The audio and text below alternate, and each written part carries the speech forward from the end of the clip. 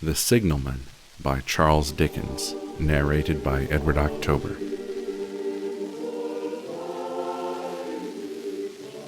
"Hello! Below there!" When he heard my voice, he was standing at the door of his box, with a flag in his hand, furled round its short pole. Instead of looking up to where I stood on the top of the steep cutting, nearly over his head, he turned about and looked down the line. "Hello! Hello! Below!"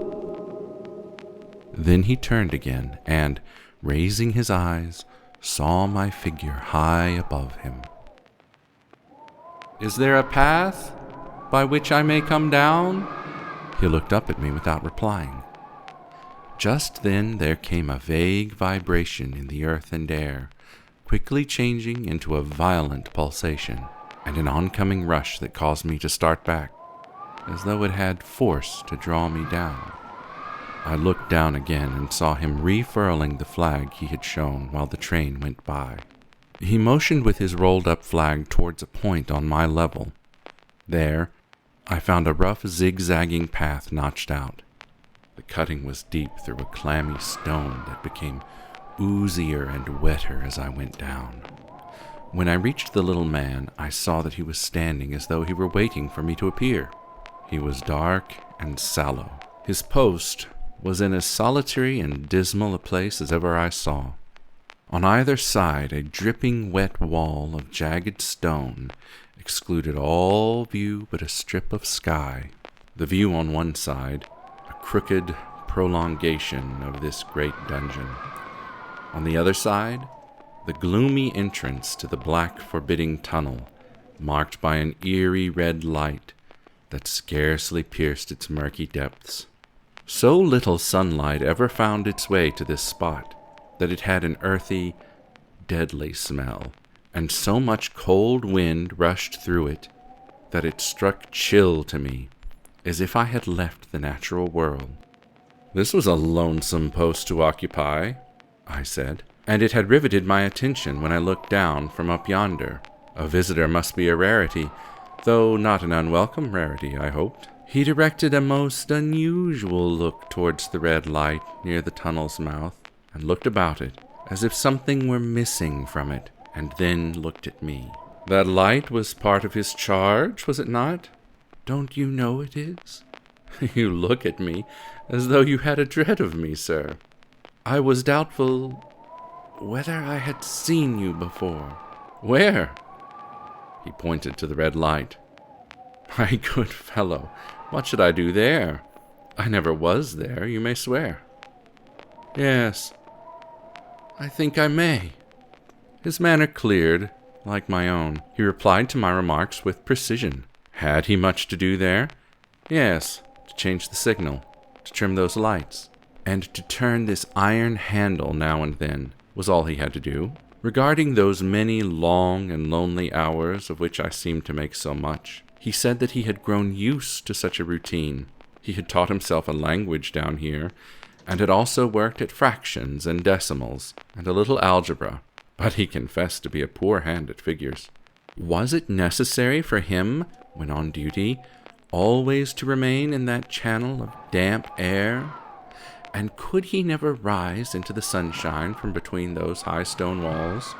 Under some conditions there would be less upon the line than under others, and the same held good as to certain hours of the day and night. In bright weather he did choose occasions for getting out of these shadows, but he was at all times liable to be called by his electric bell, and listening for it redoubled his anxiety.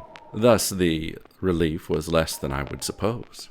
He took me into his box, where there was a fire, a desk for an official record, a telegraphic instrument, and the little bell of which he had spoken. He was several times during our conversations interrupted by the little bell, and had to read off messages and send replies. Once he had to stand without the door and display a flag as a train passed. In the discharge of his duties, I observed him to be exact and vigilant, breaking off his course at a syllable and remaining silent until his task was done. I should have set this man down as one of the safest of men to be employed in that capacity, but for the occasions while he was speaking that he twice broke off with fallen color, turned towards the little bell when it did not ring, opened the door of the hut, and looked towards the red light near the mouth of the tunnel. On both occasions he came back to the fire with an inexplicable air upon him. "What is your trouble?" "It is very difficult to impart, sir. It is very, very difficult to speak of." "Let me ask you a question. What made you cry, 'Hello, below there,' tonight?" "Heavens knows, I cried something to that effect." "Not to that effect, sir. Those very words. I know them well." "As you wish, those were my very words. I spoke them because I saw you below." "It was for no other reason, then?" "What other reason could I possibly have?"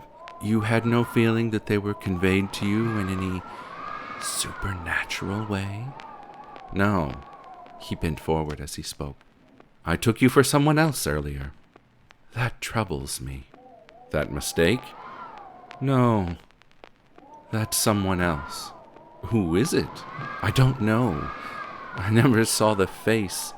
The left arm is across the face, and the right arm is violently waved, like this." He gesticulated his arm with the utmost passion and vehemence. "For God's sake, clear the way." "One moonlight night I heard a voice cry, 'Hello, below there.' I looked from that door and saw someone else standing by the red light near the tunnel, waving as I showed you. It cried, 'Look out! Look out! Hello, below there! Look out!' I turned my lamp on red and ran towards the figure, calling, 'What has happened? Where?' It stood just outside the blackness of the tunnel, keeping the sleeve across its eyes. I ran right up at it, and had my hand stretched out to pull the sleeve away when it was gone." "Gone into the tunnel?" "No, I ran into the tunnel 500 yards.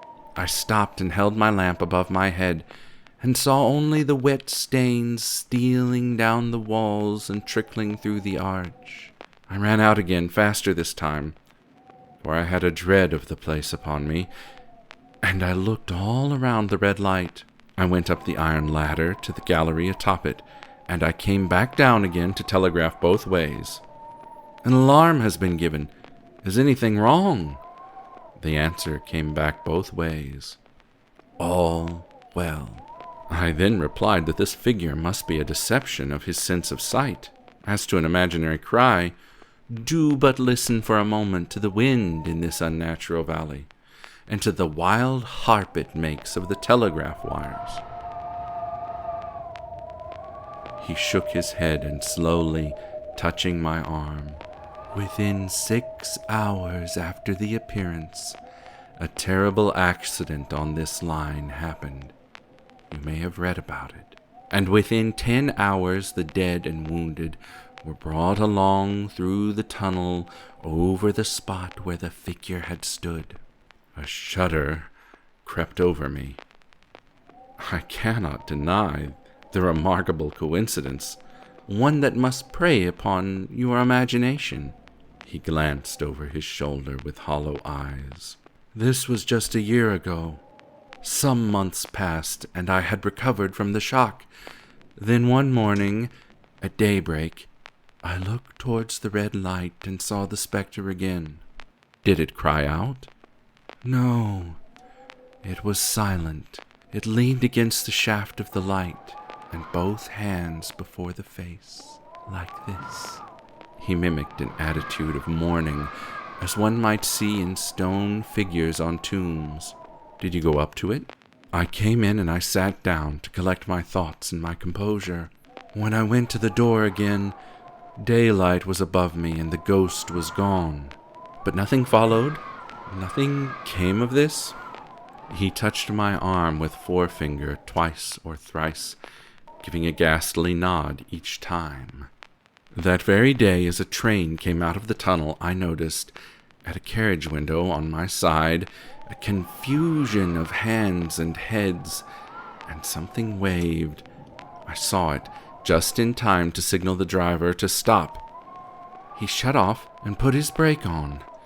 I ran after it and heard terrible screams and cries from inside the carriage. A beautiful young lady had died instantaneously in one of the compartments. She was brought in here and laid down on this floor between us. I pushed my chair back with a start as I looked from the boards at which he pointed. True, sir, true. Precisely as it happened. He resumed. Now, sir, mark this, and judge how my mind is troubled. The spectre came back a week ago. Ever since it has been there, now and again, by fits and starts at the danger light. What does it seem to do? He repeated that former violent gesticulation of, "For God's sake, clear the way." Then, he went on, I have no peace or rest of it. It calls to me in an agonized manner, "Below there, look out, look out."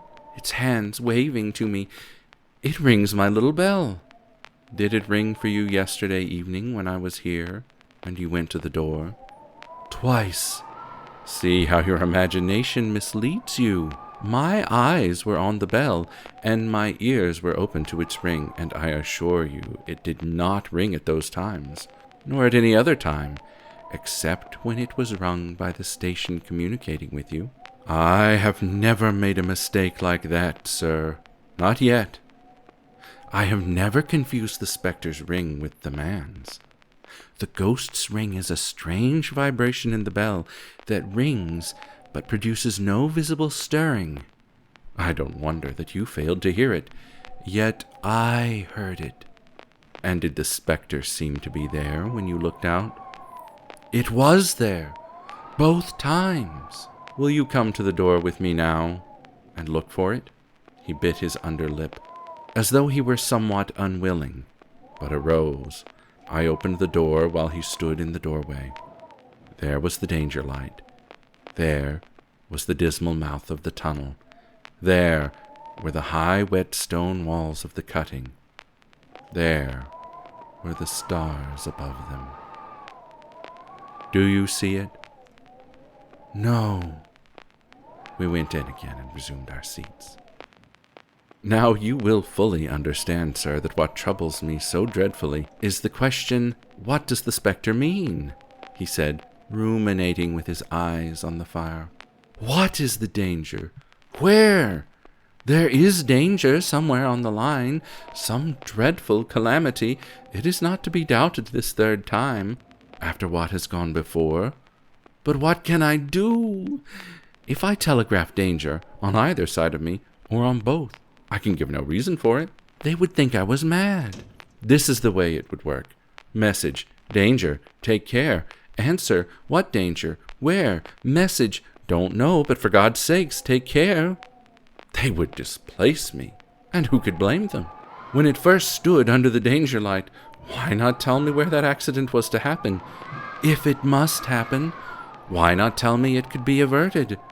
If it could have been averted, when on its second coming it hit its face, why not give a more explicit message of warning? If it came twice only to show me that its warnings were true, why not warn me plainly now? Why not go to someone with credit to be believed and power to act, rather than a mere poor signalman? When I saw him in this state, I saw that for his sake, as well as for the public safety, what I must now do was to compose his mind. Therefore, setting aside all question of reality or unreality between us, I represented to him that whoever thoroughly discharged his duty must do well, and that at least it was his comfort that he understood his duty, though he did not understand those confounding appearances. In this effort I succeeded. He became calm, and I left him at 2 a.m. I had offered to stay through the night, but he would not hear of it. I ultimately resolved to offer to accompany him, otherwise keeping his secret for the present, to the wisest medical practitioner we could hear of in these parts, and to take his opinion. A change in his time of duty would come round next night, he had apprised me, and he would be off an hour or two after sunrise, and on again soon after sunset. I had appointed to return accordingly.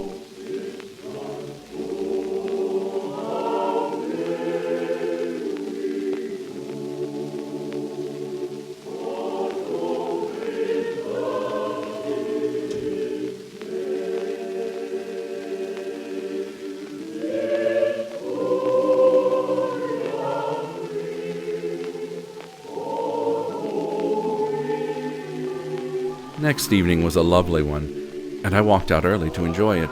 The sun was not yet quite down when I traversed the field path near the top of the deep cutting. I would extend my walk, I said to myself, until time to go to the signalman's box.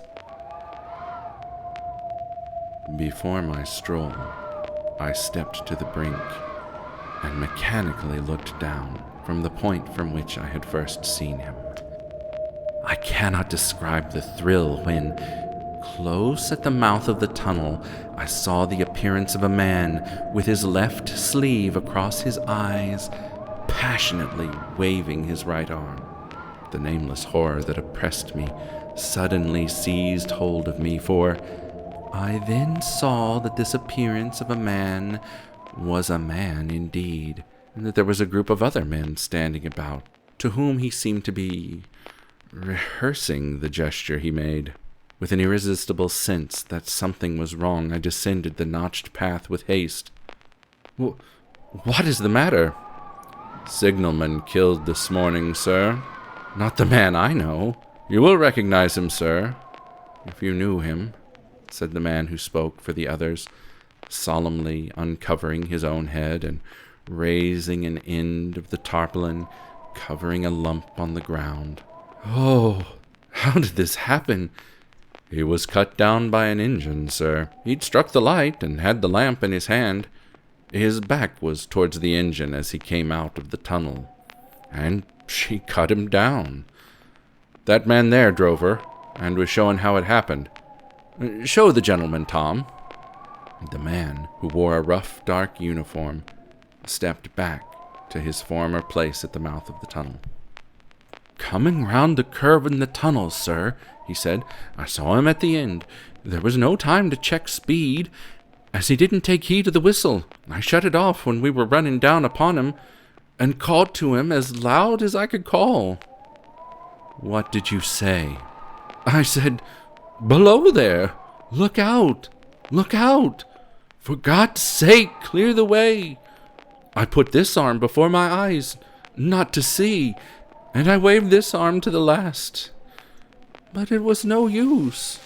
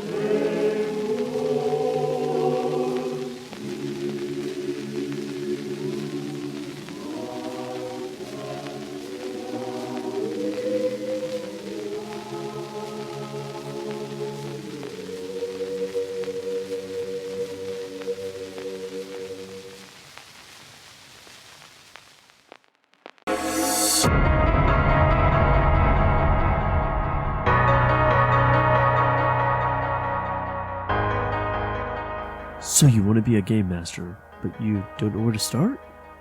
Or you are a game master, and you want some inspiration or help?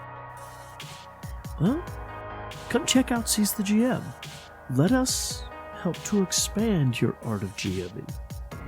We're on all the podcast platforms from iTunes to Stitcher. Just search for us and give it a listen. Or check out our website at www.seizethegm.com. In the end, let the dice land where they may.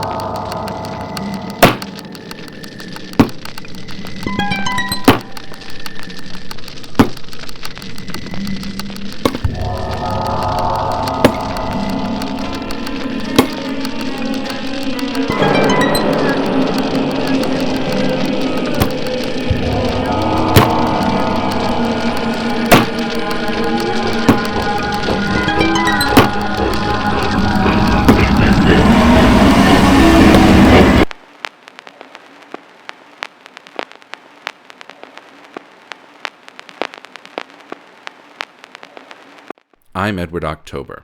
If you enjoyed this ghost story, join me as I narrate true, true-ish, and classic tales of horror and the paranormal with a retro vintage aesthetic. New videos drop on YouTube twice each month.